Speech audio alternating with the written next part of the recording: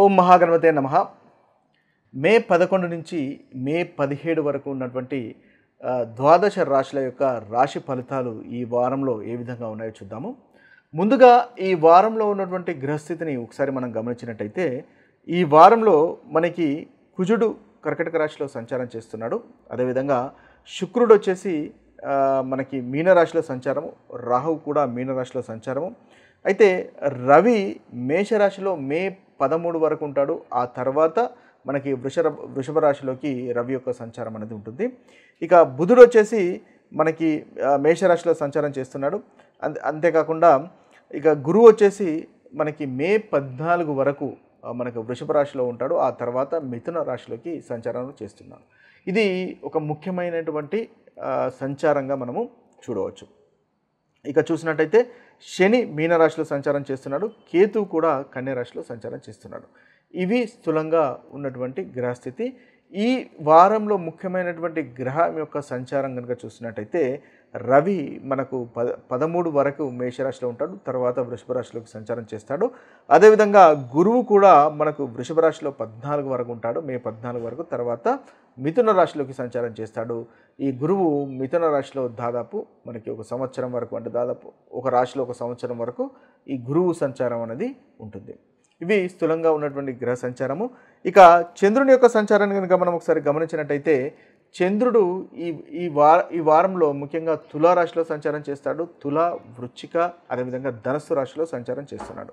ఇక నక్షత్రాలలో కనుక చూసినట్టయితే స్వాతి, విశాఖ, అనురాధ, జ్యేష్ఠ, మూల నక్షత్రాలలో చంద్రుని యొక్క సంచారం అనేది ఉంటుంది.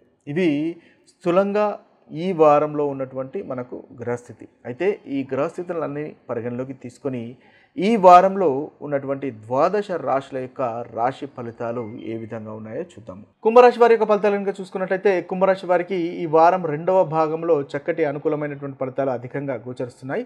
ఆదివారము, సోమవారము దైవ దర్శనాలు ఉండేటటువంటి అవకాశాలు కనిపిస్తున్నాయి. తండ్రితో కానీ సంతానంతో కానీ కాస్త గొడవలు ఉండే అవకాశాలు కనిపిస్తున్నాయి. కాబట్టి వాటిని అవాయిడ్ చేయండి. పనులు కాస్త నెమ్మదిగా జరుగుతాయి, దానికి ముందుగానే సంసిద్ధులు కండి. ఇక చూసినట్టయితే చారిటీ వర్క్స్ ఏదైనా చేసేటటువంటి అవకాశాలు మనకు 2 రోజుల్లో కనిపిస్తున్నాయి. ధార్మికమైనటువంటి కార్యక్రమాల్లో పాల్పంచుకునేటటువంటి అవకాశాలు మనకు ఈ 2 రోజుల్లో కనిపిస్తున్నాయి. ఇక మంగళవారం, బుధవారము, గురువారము, శుక్రవారం, శనివారం దాదాపు ఈ వారం మొత్తము చాలా చక్కటి ఫలితాలే మనకు కుంభరాశి వారికి అధికంగా గోచరిస్తున్నాయి. వృత్తికి సంబంధించినటువంటి విషయాలు చాలా చక్కగా ఉంటుంది. వీరికి అనుకున్నటువంటి ఉద్యోగ అవకాశాలు కలుగుతాయి. అదేవిధంగా ఉద్యోగ అవకాశాలు కూడా సక్సెస్ఫుల్గా అయ్యేటటువంటి అవకాశాలు కనిపిస్తున్నాయి. నూతన ప్రాజెక్ట్స్ మొదలుపెట్టేటటువంటి అవకాశాలు కూడా మనకి 4 రోజుల్లో, ముఖ్యంగా 5 రోజుల్లో మనకి కనిపిస్తున్నాయి. ఇక ధనలాభం ఉంటుంది, అన్నింట అనుకూలంగా ఉంటుంది. దంపతులు ఆనందంగా సంతోషంగా ఉంటారు. అదేవిధంగా బంధువులతో ఆనందంగా సంతోషంగా, స్నేహితులతో సహాయ సహకారాలు పొందడం లాంటి ఉత్తమమైనటువంటి ఫలితాలు మనకు కనిపిస్తుంది. సక్సెస్ ఉంటుంది.